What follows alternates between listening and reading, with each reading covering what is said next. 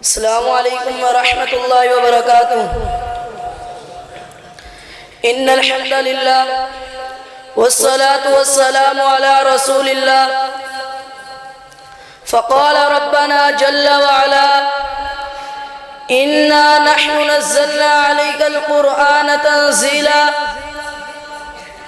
وقال النبي صلى الله عليه وسلم اقرأوا القرآن فإنه يأتي يوم القيامة شفيعا لأصحابه۔ سامعین عزیز وقار، حاضرین مجلس، آج کی اس بزم پر رونق میں میرا موضوع سخن ہے قرآن کی اہمیت و فضیلت۔ حضرات، نبی کریم صلی اللہ علیہ وسلم کے معجزات میں سے قرآن ایک ایسا معجزہ ہے جو آج بھی آپ کی نبوت اور رسالت دین اسلام کے حقانیت پر مہر ثبت کر رہا ہے۔ یہ کتاب اپنے اندر بے شمار خصائص و امتیازات سموئے ہوئے ہیں۔ اس کے بہت سے صفاتی نام ہیں، ہر نام در حقیقت ایک مستقل باب ہے۔ القرآن، الکتاب، الفرقان، الذکر، الحکیم وغیرہ، یہ سب قرآن کے صفاتی نام ہیں۔ حضرات، یہ وہ عظیم کتاب ہے جو عذاب قبر کے فرشتوں کے سامنے رکاوٹ بن کر کھڑی ہو جائے گی۔ یہ وہ عظیم کتاب ہے جس کا ایک ایک حرف پڑھنے سے 10 نیکیاں ملتی ہیں۔ یہ وہ عظیم کتاب ہے جو قیامت کا دن سفارشی بن کر آئے گی۔ فرمایا فَإِنَّهُ يَأْتِي يَوْمَ الْقِيَامَةِ شَفِيعًا لِأَصْحَابِهِ۔ یہ وہ عظیم کتاب ہے جو بلندی و درجات کا سبب بنے گی۔ یہ وہ عظیم کتاب ہے جس کا محافظ خود رب کائنات ہے۔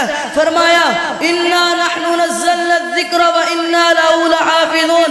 حضرات، شہرت اور بلندیوں میں شہرت اور بلندیوں میں قرآن کی ثانی کوئی اور کتاب نہیں۔ آج دنیا میں کون سا کونا، کون سا خطہ اور کون سا علاقہ ایسا ہے جس میں قرآن کا تذکرہ نہ ہو؟ آج دنیا میں کون سا وقت ایسا ہے جب قرآن کی تلاوت نہ ہو رہی ہو؟ انتہائی مشرق جاپان سے لے کر انتہائی مغرب برازیل تک کہیں نہ کہیں نماز کی ادائیگی کا وقت ہوتا ہے جس میں قرآن ہی تو پڑھا جاتا ہے۔ آج دنیا میں کون سی ایسی کتاب ہے جس کو سینوں میں یاد رکھنے والوں کی اتنی تعداد ہو جتنی کا حفاظ قرآن کی تعداد ہے؟ آج دنیا میں کون سی ایسی کتاب ہے جو اتنی تعداد میں شائع ہوتی ہو جتنی تعداد میں قرآن شائع ہوتا ہے؟ آج دنیا میں کون سی ایسی کتاب ہے جو اتنا عرصہ بیتنے کے باوجود اپنی اصل حالت میں قائم و دائم اور گردش ایام اس میں ذرا بھی تغیر و تبدل نہ کر سکے ہوں؟ حضرات، قوموں کا عروج و زوال اسی کتاب سے وابستہ ہے۔ نبی کریم صلی اللہ علیہ وسلم نے فرمایا ان اللہ یرفع بہذا الکتاب اقواما ویضع بہ آخرین۔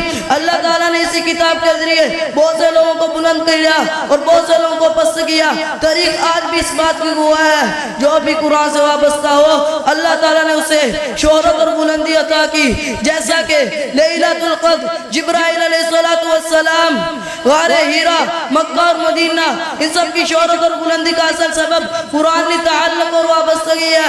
بلال بن رباح کو کون جانتا تھا؟ شاید کہ آج تک لوگ ان کے دادا کے نام سے واقف نہیں ہیں، لیکن متابع قرآن بنے۔